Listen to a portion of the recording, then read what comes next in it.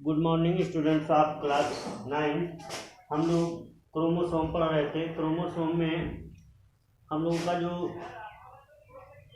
आज का टॉपिक है वो साइज एंड शेप है, यानी क्रोमोसोम का साइज क्या होता है और शेप क्या होता है। हम नंबर पढ़ चुके हैं। नंबर में हमने पढ़ा कि जो है अलग अलग स्पीसीज में अलग अलग क्रोमोसोम के नंबर पाए जाते हैं और क्रोमोसोम हमेशा पेयर में पाए जाते हैं। ये मैं अपने प्रीवियस वीडियो में पढ़ा चुका हूँ आप लोगों को, और आज मैं पढ़ाने वाला हूँ आपको साइज और प्लस शेप। इसका साइज क्या होता है और शेप क्या होता है, चलिए हम लोग देखते हैं। अगर साइज की बात की जाए क्रोमोसोम की, तो एक्चुअली में स्पीसीज और उसके टाइप ऑफ सेल है ना पर निर्भर करता है क्रोमोसोम का क्या साइज है ना। देखिए अलग अलग स्पीसीजों में अलग अलग क्रोमोसोम के साइज होते हैं और अलग अलग प्रकार के यानी डिफरेंट टाइप ऑफ सेल है ना क्या होते हैं, डिफरेंट टाइप के साइज में क्रोमोसोम पाए जाते हैं। तो चलिए हम लोग देखते हैं। अगर इसे एक रेंज में हम देखें तो एक्चुअली में होता है 1 माइक्रोन से लेकर और 30 माइक्रोन लॉन्ग होता है। 30 माइक्रोन लॉन्ग होता है ना, लंबाई में होता है। अगर हम बात करें इसके और अगर डायमीटर में देखें या सॉरी मीन्स इसका वाइड देखें तो ये होता है 0.2 माइक्रोन से और उसके बाद में होता है 2 माइक्रोन तक। ये क्या होता है, वाइड होता है ना, इसकी चौड़ाई होती है। तो इस तरह से क्रोमोसोम का साइज होता है। कुछ एनिमलों में, कुछ स्पीसीज में है ना जेंट क्रोमोसोम पाए जाते हैं। जेंट क्रोमोसोम इन्हें जैसे पॉलीटीन और लैम्ब्रस क्रोमोसोम है ना, ये वैज्ञानिकों ने दिया था lampbrush model of chromosome, polytene chromosome है ना। इन क्रोमोसोम के अगर साइज की हम बात करें तो इनका लेंथ होता है 400 माइक्रोन। कितना होता है, 400 माइक्रोन लेंथ हो सकता है, 400 माइक्रोन तक लेंथ हो सकता है। तो ये साइज होता है रेंजेस बिटवीन 1 माइक्रोन से लेकर 30 माइक्रोन लॉन्ग हो सकता है, 0.2 माइक्रोन से 2 माइक्रोन वाइड हो सकता है। और कुछ गैंग क्रोमोसोम में क्या होता है कि इसका जो लेंथ हो सकता है वो कितना हो सकता है, 400 माइक्रोन है ना, माइक्रोन हो सकता है। अब अगर हम इसके शेप पे आज हम चर्चा करने वाले हैं। शेप क्या होता है, एक्चुअली में जो शेप होता है, शेप की अगर हम बात करें तो ये सेल डिवीजन के स्टेज के दौरान जैसे जैसे सेल डिवीजन का स्टेज आता है, सेल डिवीजन के स्टेज में मैं आप लोगों को सेल डिवीजन पढ़ाऊंगा। और सेल डिवीजन में होता एक्चुअली में ये है कि क्रोमोसोम जो होता है वो अपना शेप चेंज करता रहता है ना। और बहुत सारे स्टेज पाए जाते हैं किसी भी सेल डिवीजन में। जैसे सेल डिवीजन की हम अगर बात करें तो प्रोफेज, मेटाफेज, एनाफेज, टीलोफेज है ना, फिर डायकाइनेसिस होता है। तो इस तरह से अलग अलग शेप मतलब जो है स्टेज में अलग अलग क्रोमोसोम के शेप होते हैं। तो कुछ शेप के बारे में मैं आपको बता रहा हूँ, पढ़ा रहा हूँ, इसको आप लोग समझने का प्रयास करिएगा। जैसे आई शेप्ड, क्या आई शेप्ड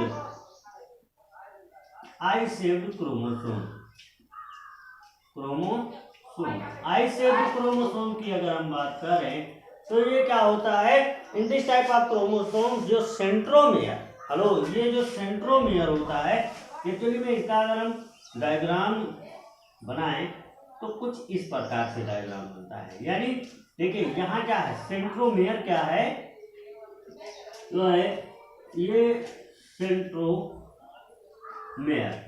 सेंट्रोमियर होता है कि ये जो है located on the proximal and है ना, यानी एकदम साइड में ओपन होता है, मतलब लोकेटेड दिखाई देता है, यानी आर्म के ऊपर दिखाई देता है, इसीलिए हम इसे आई शेप्ड क्रोमोसोम कहते हैं। इसी तरह से और सारे क्रोमोसोम हैं, जैसे कह दिया जाए जे शेप्ड क्रोमोसोम, क्या जे शेप्ड क्रोमोसोम। तो जे शेप्ड क्रोमोसोम में क्या है, कि यहाँ आर्म तो ये आर्म ये हो जाता है, एक आर्म छोटा सा इधर दिखाई देता है इस तरह से, है ना। तो ये कुछ जे के आकार का दिखाई देता है इंग्लिश अक्षर के, है ना। इसीलिए हम इसे कह देते हैं जे शेप्ड क्रोमोसोम, यानी ये क्या होता है, आर्म होता है। क्या होता है, आर्म, है ना। तो जे शेप्ड क्रोमोसोम होता है।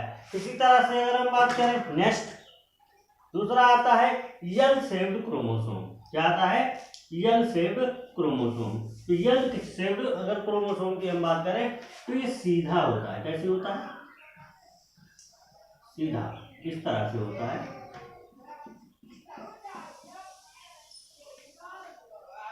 मतलब कुछ यल के आकार का ये दिखाई देता है, इसीलिए इसे हम कह देते हैं क्या, यल शेप्ड क्रोमोसोम। ये होता है सेंट्रोमियर, सेंट्रोमियर, और ये होता है दोनों क्या होते हैं, आर्म। क्या होते हैं, आर्म, है ना। तो ये क्या, यल शेप्ड क्रोमोसोम दिखाई देता है, जैसे उल्टा यल उस तरह से दिखाई देता है। नेक्स्ट अगर हम बात करें तो नेक्स्ट होता है क्या, वी शेप्ड क्रोमोसोम। क्या होता है, वी शेप्ड क्रोमोसोम। देखिए वी शेप्ड क्रोमोसोम यहाँ सेंट्रोमियर पाया जाता है, और इसमें कुछ ये जो आर्म होते हैं वो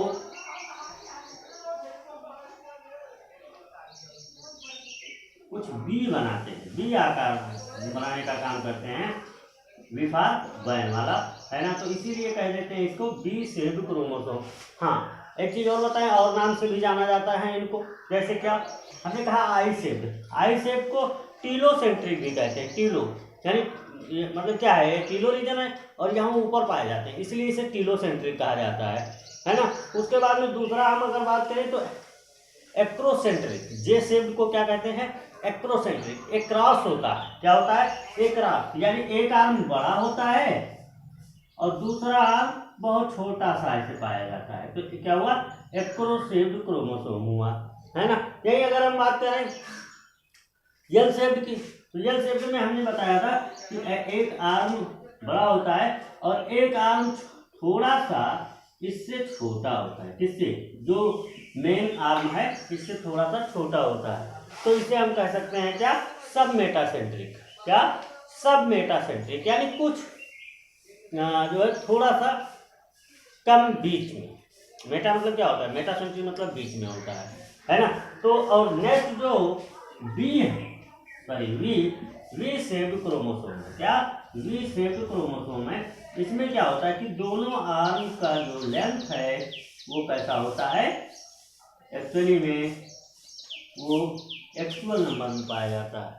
क्या आप कह सकते हैं, एक्चुअल लेंथ होता है, दोनों का इक्वल टू होता है, बराबर होता है ना। दोनों आर्म बराबर होते हैं, इसीलिए इसे हम कहते हैं मेटासेंट्रिक क्रोमोसोम, है ना। तो आई होप आप लोग समझ पाए होंगे। So thank you, wish you well.